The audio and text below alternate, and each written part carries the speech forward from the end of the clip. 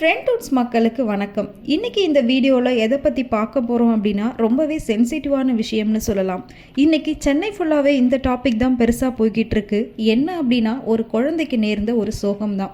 சென்னையில் இருக்கக்கூடிய ஈஞ்சம்பாக்கத்தில் ஒரு அரசு மருத்துவமனையை பாதுகாப்பு குழு இணைந்து அரசு மருத்துவர்கள் எல்லாருமே அந்த மருத்துவமனையை பாதுகாக்கணும் அப்படின்னு கோரிக்கை வச்சுருக்காங்க. எதனால் இந்த விஷயம் இப்போ வெளியில் வந்திருக்கு அப்படின்னு தானே கேட்குறீங்க.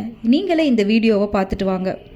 இன்னைக்கு காலையில் சென்னை ஈஞ்சம்பாக்கத்தில் வீட்டில் இருக்கக்கூடிய ஒரு நீச்சல் குளத்தில் 3 வயசு குழந்தை விழுந்திருக்கு.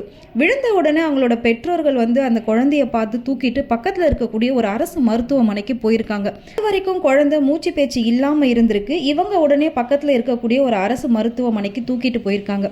அங்கே பெரிய டாக்டர்ஸ் யாருமே இல்லை, ஒரே ஒரு டியூட்டி டாக்டர்ஸ் மட்டும்தான் இருந்திருக்காங்க.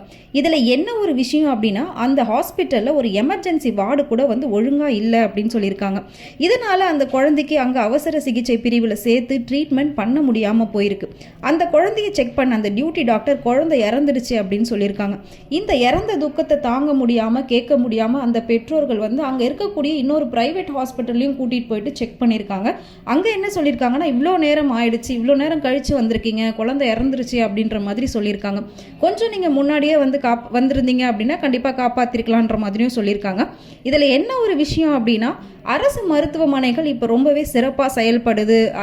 அரசாங்கம் ரொம்பவே நல்லது பண்ணிக்கிட்டு இருக்காங்க, மருத்துவமனைகள் எல்லாத்தையும் பராமரிச்சுக்கிட்டு இருக்காங்க அப்படின்ற மாதிரி சொல்லியிருக்காங்க.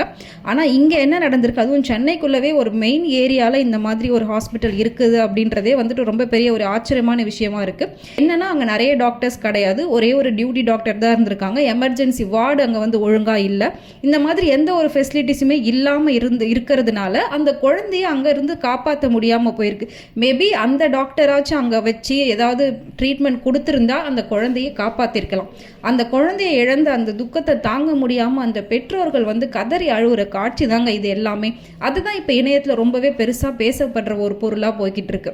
இதனால் நாங்கள் சொல்ல வர்றது என்ன அப்படின்னா, சின்ன ஊரோ பெரிய ஊரோ மனுஷங்க இருக்கக்கூடிய எந்த ஊராக இருந்தாலும் அங்கே ஒரு அரசு மருத்துவமனை 24 மணி நேரமும் செயல்படுற மாதிரி கண்டிப்பாக இருக்கணும். மருத்துவமனை மட்டும் இல்லாமல் அங்கே தேவையான மருத்துவர்கள், போதிய வசதிகள், இது எல்லாமே கரெக்டாக இருக்கணும். உயிர்களை காப்பாற்றுறது தான் மருத்துவமனையோட வேலையும் சரி, மருத்துவர்களோட வேலையும் சரி. இந்த மாதிரி நிலைமை ஃபியூச்சரில் யாருக்கும் ஏற்படாமல் தடுக்கணும் அப்படின்னா ஹாஸ்பிட்டல்ஸும் டாக்டர்ஸும் எல்லாமே கரெக்டாக இருக்கணும். இது எல்லாத்தையுமே தமிழ்நாடு அரசு கரெக்டாக கவனிக்கணும் அப்படின்றது தான் எங்களோட கோரிக்கை.